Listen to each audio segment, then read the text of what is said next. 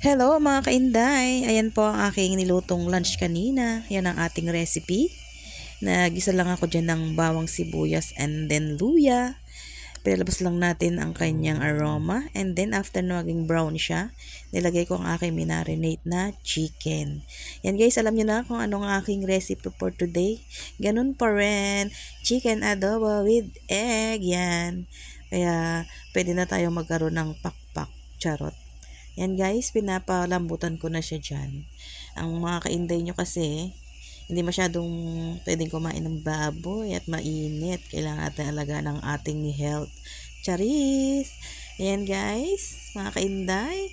Lalagyan ko dyan siya ng water para mapalambutan pa rin natin yung chicken.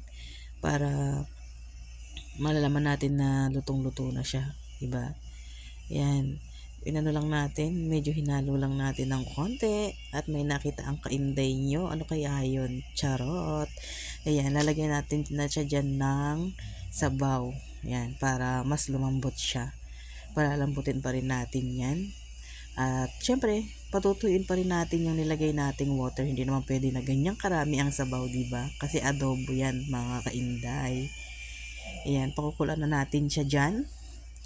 And then, after ng kumulo ng many times, ayan na siya, natuya na siya na sabaw. And then, nilagay na ng kainday nyo ang itlog, ang egg. Nilagyan ko siya ng 4 na egg, mga kainday.